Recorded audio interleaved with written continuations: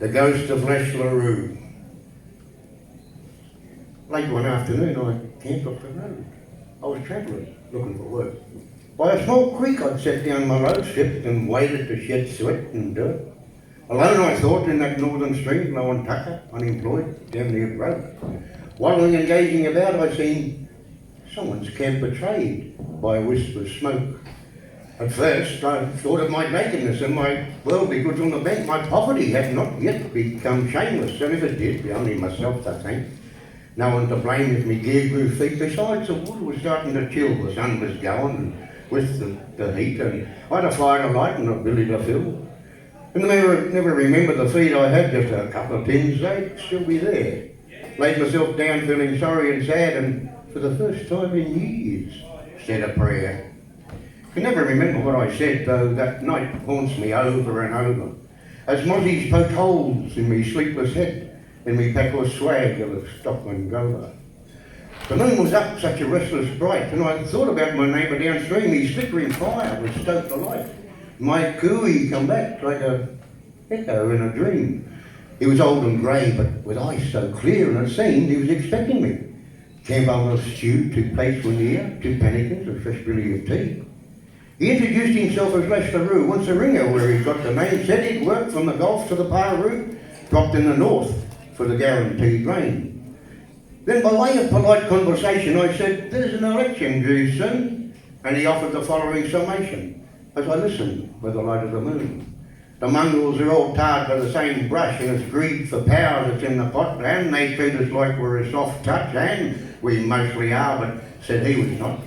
But it's changes we need, no matter what, change being such a universal thing. How civilised do they think they've got? Wage slaves still bleed for uncrowned kings. Burdened by bureaucratic parasites, said even he had buckled at the knees. Here he paused, eyes reflecting firelights. Silence, save for whispering, singing bark trees. And there we sat as the fire burnt low until a curlew shrieked, murder at night. Here he scratched together the coals aglow, placed camp oven damper, small wood for light. And as he heaped coals on the oven lid, I began talking of a girl I'd once, said he. Married is something I once did. Lost everything just to get me washing done. Now I wasn't quite sure what he had meant, though I hoped he was going to explain. Just went on to say she'd seen heaven sent too soon. The pleasure was outweighed by pain, so he rolled his swag and hit the track and left all he'd ever owned behind, and walked as far as a man could out back. Seemed the memory weighed heavy on his mind. Then he talked of his droving days, herding breeders north, bullocks to the south. Living with blacks was how he learnt their ways. I understood then why he pointed with his mouth. He sketched the characters of mates he'd had, cobbers tried and tested through thick and thin, out on stations where the cattle were mad, and Arab crosses that never give in. Then he began putting the world to right as though he had a cosmic blueprint plan. I did not interrupt again that night, and with eyes closed I shared his vision ground. First, he made the world into a garden, and everywhere was a laden fruit tree. Then, for all men's faults and sins a pardon, saying a new start was necessary. Then he pulled want and need far apart just before he strychnine the dogs of war, and he endowed all men with stout hearts and made us all just as rich or as poor. Excuse me. He taught religion, one God for all men, putting an end to sectarian strife, and borders fell as did prejudice when we all became Earth citizens for life. He said much that I did not understand, though I try often the words to recall some things about the true nature of man, a universe so big and yet so small. But to cut a long story a bit short, for both he and the moon waxed on and on. What happened next day, I fear to report, it will haunt me to the grave and beyond. Said he was tired, cut the damper in two, gave me half in a calico bag. It might see you right if you're travelling through. Wish me luck as I headed for my swag. The sound of a car in the dawn, due damp, bid me hasten and gather all my gear. And though I saw no sign of his camp, I cooey Lash Laroo a farewell cheer. Got me lift to the next town, dropped my swag outside the Pine Creek Hotel. Bought myself a beer and outside sat down. Old Darky asked, "Are you travelling well?" There was no use in growling, I said to him, then asked if he'd heard of a Lash Laroo. Knew him, he said. His father and his kin knew him as well as anyone can do. Why, they'd been mates for over 30 years, but what he said next made my blood run cold. Excusing himself as he shed some tears, saying Lash Laroo's grave was a week old. But I camped beside him out in the scrub and we yarned most of the night, I said. Darky told me to find another pub. He'd seen the corpse and Lash Laroo was dead. Stunned, I made my way back to the road. The first lift took me right to Darwin town. Sold my saddle, found a humble abode. Got a job pulling damaged houses down. And gave Lash Laroo not another thought until for blankets I unrolled my swag. And never before was such terror wrought by half a damper in a calico bag.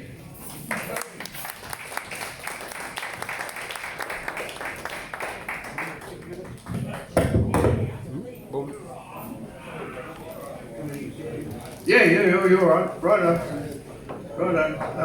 That was good. Lance, ladies and gentlemen, all the way from the Northern Territory. And he writes about what he goes through up there in the Northern Territory. Ray, can we remind him of time? 5 minutes. 5 minute time. Yeah, that was right.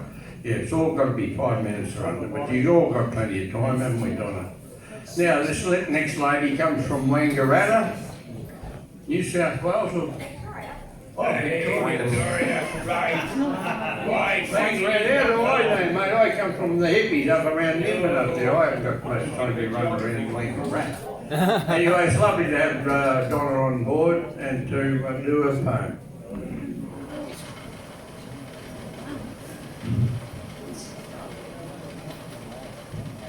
Okay, well, sorry Ray, you told me not to do this one, but oh, what the heck, I'm not going to win anyway.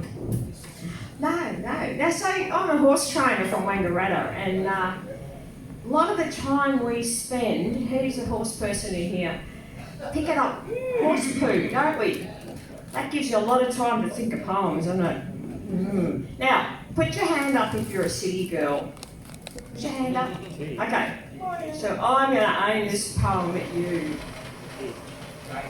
I bet you city shearers never spare a thought about us country girls and how we can get caught. Just take the time to ponder every time you do a wee and think of your country sisters who go behind a tree. I bet you take for granted every single day the fact you had a toilet about 2 steps away. So here's a little insight so you can plainly see the perils that face us country girls when we go behind a tree. You know we mostly work with blokes. That makes it all the worse. There's days you'd rather not have a drink. You'd rather die of thirst than have to find a tree or bush so none of them can see. And you bear your nether regions and go behind a tree. The worst one is if you have to hold your horse. As everyone can see, if it pulls back as you're taking your posse to go behind a tree. And it pays to have a look around before you drop your pants for scorpions and snakes and bloody huge ball ants. But at least there is some good news. Nothing lurking we can't see. No problems with E. coli when you go behind a tree. And I'd rather find my parking spot and know I'm on my own than be one in a big long line to sit upon some fancy throne. And I don't think you're Australian, well not like you and me, until you've bared it all and gone behind a tree. So be proud to be Australian and take a moment or two to find its beauty and its pleasure not found in some city loo. It might give a whole new meaning to the wide brown land for me, depending on the size of it when you go behind a tree.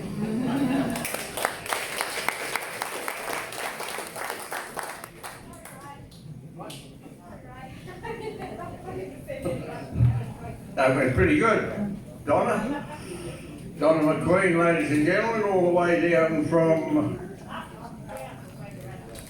It's up to Wangaratta. You Victorians know what you're talking about. Don't worry.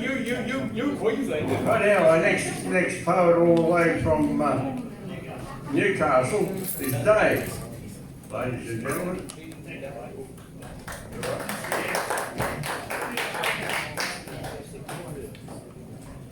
Some years ago, I was reading about Brolgas, the love, and I got quite attracted to them. I was reading about where they were a bit mystic and Aboriginals found like Dreamtime stuff. And I thought I'd love to write a poem about Brolgas. So I started, but like anything else, it evolved into something else, and it evolved into a relationship between a father and a son. They've been separated for a while. The father rings the son, so it's a story about, it's a relationship story. It's your dad, son. Yes, I know, it's been 35 years. Yes, the nerve to call you has taken more than a few beers. Yeah, I know, you've got your own family and I don't rate.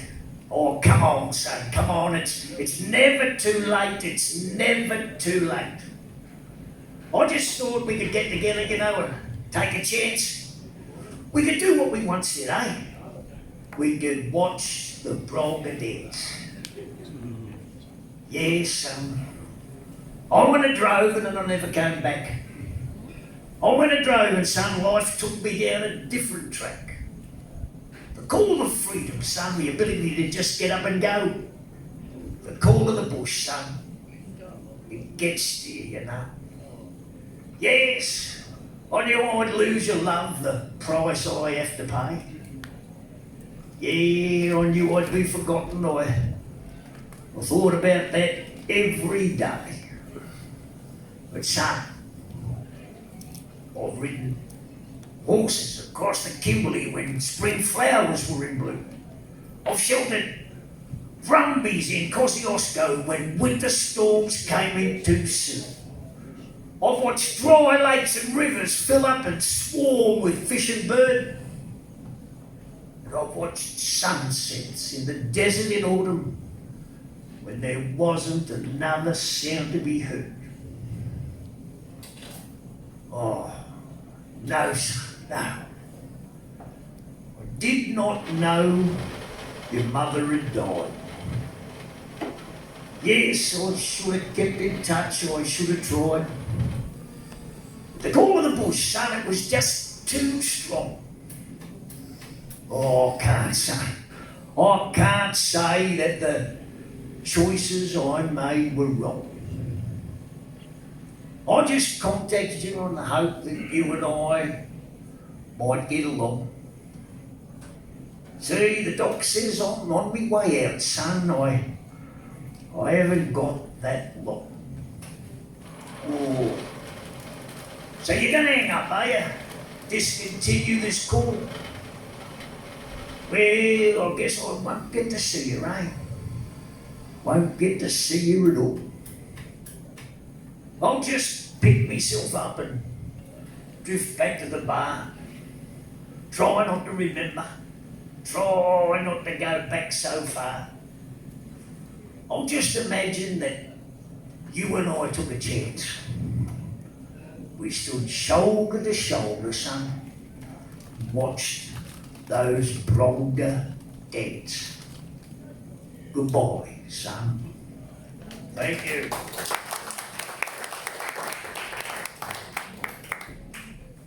Well done, David. Very good.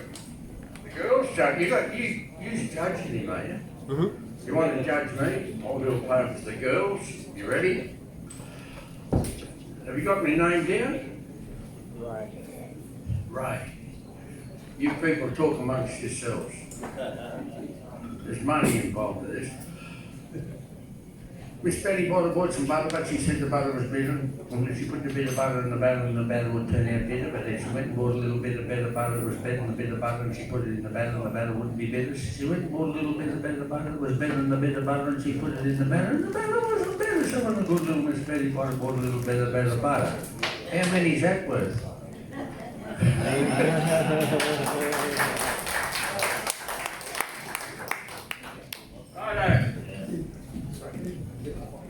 Righto, Copper.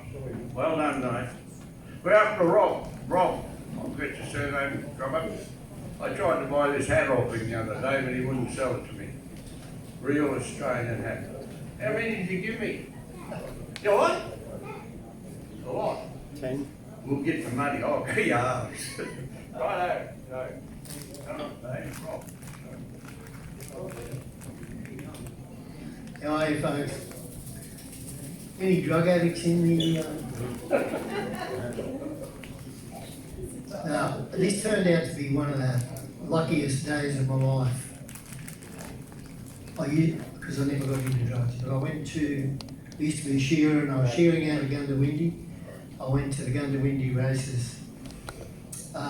First of all, I had a South African girlfriend, and I'd never seen her puffing on anything before. She was getting ready to go to work, and I saw her puffing on. I said, "What's that?" She handed it to me. I had 3 drawers on it. I'd never heard of the word paranoia, but I went to the Gundawindi races that day. I was sure everybody knew what I'd done, and it was totally crowded, and I'm walking through the crowd and coming straight towards me. It's 2 uniformed policemen. They come to arrest me. I ran and got in the toilet and sat up on the toilet, put my feet up against the door. And I was just waiting for them to come and get me, but they wouldn't have even seen me. But the fact of the matter was, what I had 3 puffs on turned out to be hash laced with LSD. And it scared me that much, I never got into drugs. But I wrote this thing called Behind the 8 Ball, 30 years later. On the street, the drugs are sold. It's a common way to soothe your soul. Let me tell you now, it'll take its toll and you'll end up with a hole in your soul. I'm getting in the zone, laying down a poem about heroin, methadone, about smack and crack and stuff like that. It'll shake your life and not give that. I ain't shooting up, I ain't getting stuff done. Have you got depression? A psychotic obsession? Now, if you're doing lines and pulling cones, there's a place for you in ice, ice, it's dangerous. Think twice. That instant feel-good will entice you. Roll the dice and lose your life. Through lows and highs, you polarize. No alibis for your demise. When you can't eat and you can't sleep, now's the time. Detoxify. Stimulate, hallucinate, then watch your life deteriorate. It gratifies and falsifies and compromise, destabilize, stigmatize and terrifies, like when you're being... And if you won't be kissed, and chances are you won't be missed. Your heart beats fast, but it won't last. You're just a figment of the past. Have you fallen for them using tricks like ganja pot, then Buddha sticks, eruption splits and Billy Bones, and your life is turning out all wrong? Are you all lit up? Are you coming down? Did you pour nonsense when you went to town? Is alcohol the drug you choose? Your wife and kids gone from 2 months booze. Now the dealers. Go ahead, go ahead, go ahead, go ahead. Your tenors and your tenors and your tenors and your tenors. Hot ones, cold ones, cooked ones, rolled ones. You're going to get it no matter how it comes. Because you'll do anything to score a deal. Sell, beg, borrow, you lie, steal. Shoot yourself. Now, if you're feeling like you're out of control and you want getting impossible to console and you're looking for that balance pole, come to Narconon. We'll show you how to take control and get your life back now. Behind the 8 Ball, the path to the dark side. If you go there, that is chances are that is where you're going to stay. So wise up. Thank you, folks.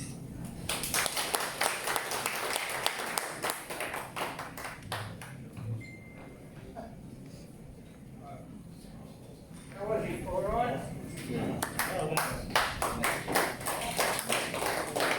Where's Joey? Is he here yet? Good on you, Joey. Joey's one of the local young poets coming up through the system, and it's good to see you here. Joey and his sister, Bianca. Right, mate, you can sort that out. I'll figure it out. I figured that out.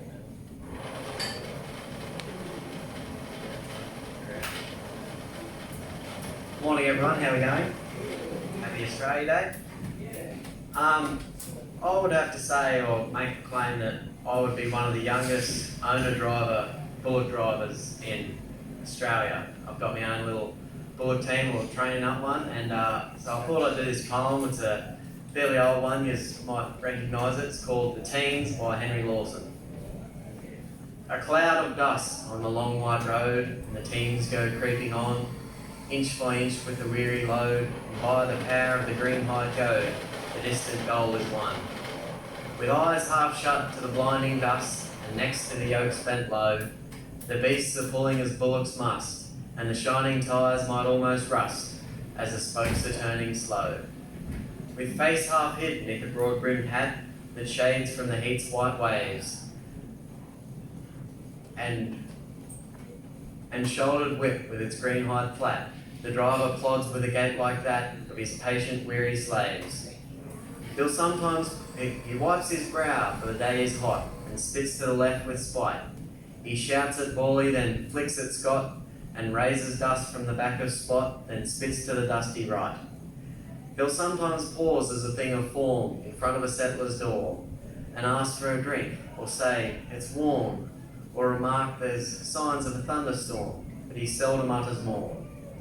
The rain is heavy on roads like these, and fronting his lonely home. For days together the settler sees the wagons bogged to the axle trees, or ploughing the sodden loam. And when the roads are at their worst, the bushman's children hear the cruel blows of the whips reversed, as bullocks pull as their hearts would burst, and bellow with pain and fear. And thus 'tis a lonely life, at best, is distance won in the mighty west, and the lonely battles won.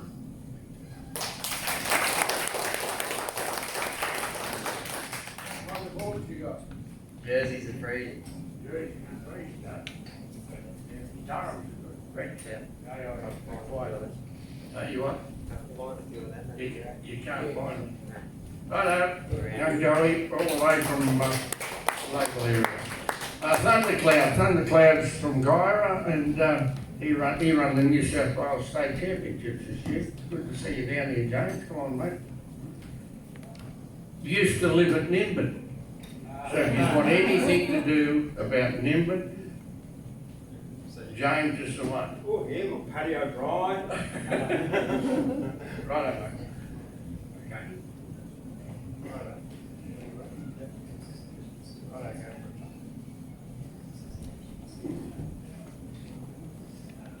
I'm Thundercloud. Boom! Mum calls me James. I'm washing away the garbage, leaving rainbows after rains. Let's have some fun and poetic games. Now, let me hear you copy this one. G'day, mate. How are you today? G'day. I'm excellent. I'm in Australia, eh? Come on. We're excellent. That's better. We're in Australia. That's better. All right, now we're resonating. The imagery in this following poem is awesome. It's The Water Lily by Henry Lawson. He wrote it after a young mother told him her dream. Here goes. The Water Lily.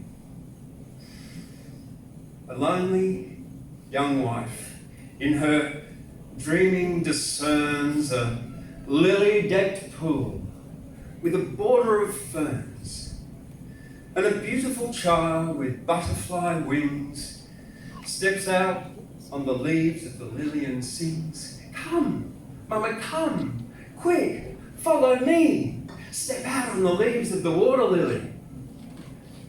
And the lonely young wife, her heart beating wild, cries, "Wait till I come, till I reach you, my child." But the beautiful child with butterfly wings steps out on the leaves of the lily and sings, "Come, Mama, come, quick, follow me, step out on the leaves of the water lily." And the wife, in her dreaming, steps out on the stream, but the lily leaves sink and she wakes From a dream, oh, the waking is sad, for the tears that it brings, for she knows 'tis a dead baby's spirit that sings. Come, mother, come, quick, follow me, step out on the leaves of the water lily.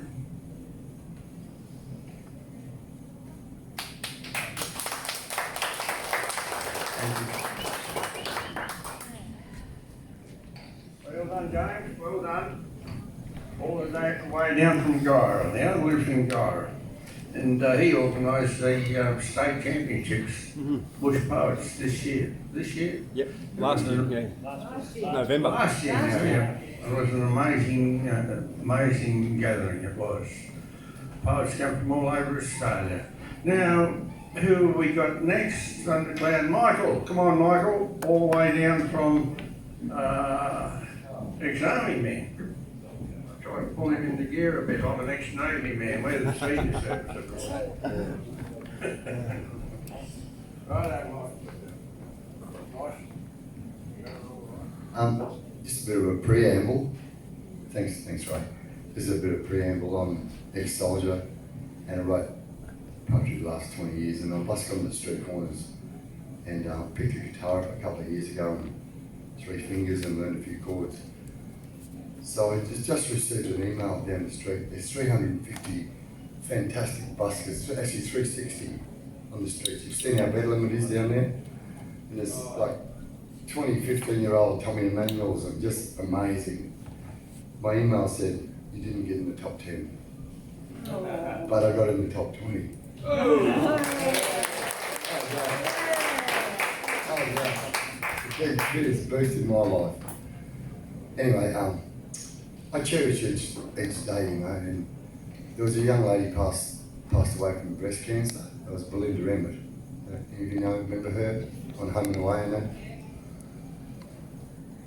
Well, I didn't really watch TV, but I was at a friend's place and her wife, my mate's wife made me a cup of tea. I was sitting on the veranda and I picked a New Idea magazine up and there was an article about her. Belinda Emmett. What a beautiful sounding name. A lady in a lifetime, one would never find the same. We never met. We ran a different race. I was on a magazine's cover, I saw a stone face.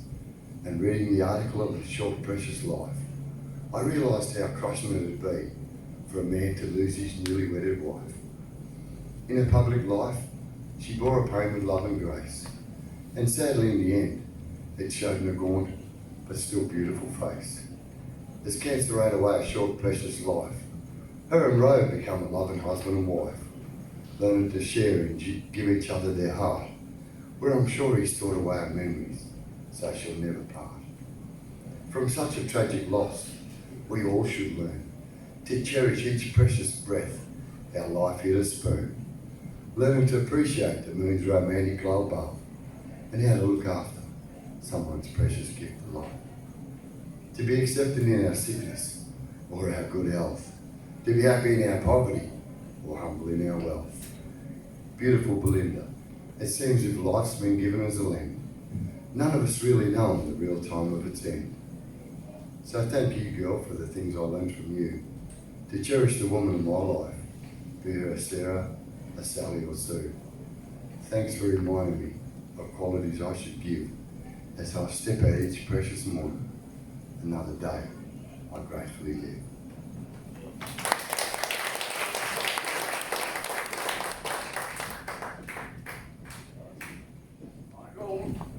Thanks, Micheal. That was a great yarn. And all the best down the street. You going back down the street today? Straight day by day, better soldier. Straight all over you, what you do at conference come. Yep. Well done. Right, our next poet is Duncan. Duncan, here we are. He's a local, comes from the Breezer Plains out here. You've all been out to the Breezer Plains? Go from here to which way do you head? West? Out towards Werris Creek and turn that way. Well worth looking at. Thousands of acres on. Is there any coal out there? Oh, it'll be around there again.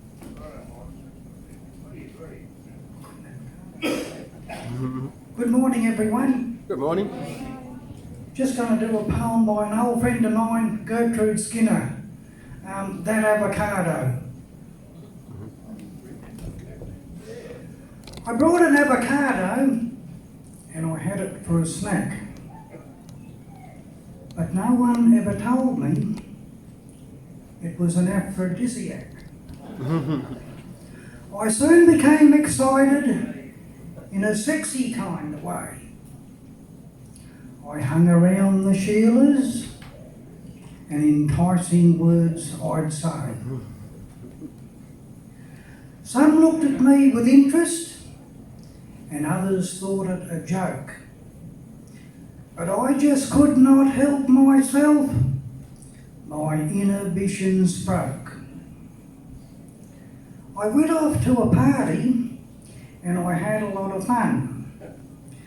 But I was mostly doing those things I'd never done. People were surprised at me and said, "This can't be true." They thought I'd gone right off my head, or else I'd had a few. It really was exciting, and good it was for me. I'd never felt so loosened up. I say this truthfully. I'd been so shy and bashful in all my life before, but now with avocados, I won't be anymore.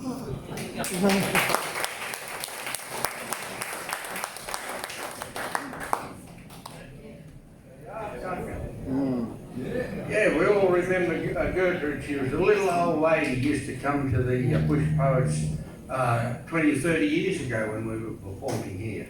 And she was the most, everybody loved Gertrude. Unbelievable. And so, yeah, that's another story. Right, we've got the last one. Bianca. Come on, Bianca. Like a little girl.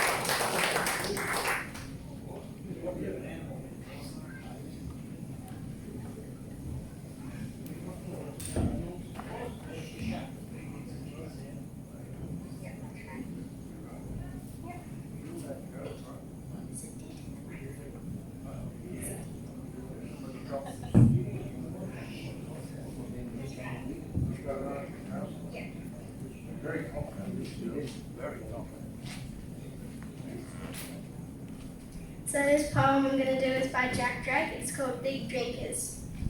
Me and Mick were wild ones. We was hard and rugged men, tough and seasoned bushmen. I was 12 and he was 10. We'd grown up in the country. We knew horses, men and dogs, and reckoned it was long past time we took up drinking grog. Sunday afternoon was when we had some time to play. We had church each Sunday morning. That wasted half the day. Our mums would drag us there each week, all scrubbed behind the ears. Mick nudged me in the church and said, "Mate, I got some beers." If our parents knew what we had planned, they would have had a fit. So we met in deeper secret at the council gravel pit. Mick was on his pushbike with a long neck for a load, and I pinched a flask of fruit wine off Mad Harry down the road. We hid his bike and my old pony in a handy patch of scrub and began the practice session for when they'd let us in the pub. Drinking beer out of the bottle, 2 card cases on the hoof, hairy-chested he-man, 10 foot tall and bulletproof. We guzzled down the long neck like we couldn't get enough. I thought Fanta tasted better, but I drank it, I was tough. Although we were only starting out, we knew the drinker's code. We pulled the cork out of the wine flask to have one more for the road. Now even seasoned drinkers said that poem was pretty bad, and reckoned drinking it was what drove Mad Harry mad. So soon us hardened renegades had weakened at the knees, wheeling round in circles and trundling on the trees. We shoved our heads into the river, trying hard to sober up, buzzing heads and squirming stomachs like a pair of poison pups. Mick's like, "I can't go home, they're milking, and I'd have to do a bit, and I'm so sugared I couldn't find the tip." So we headed back to my place, too sore and sorry sighs. I was falling off my pony, Mick was falling off his bike. We hid out behind the stables till we didn't feel so crook. Mum sprung us there at sundown, she picked us with one look. Oh, she wasn't real happy that we stunk a stale beer, and even He-Man can't keep secrets when Mum's twisting on your ear. The old girl got the story. She gave us up to Dad. He had trouble trying not to laugh. He had looked that sore and sad. Mum rang Mick's parents to see if he could stay the night. They never found out what happened. My oldies were all right. We're still hard-bitten bushmen, but we swore off wine and beer, and I don't think we touched another drop for 6 or 7 years.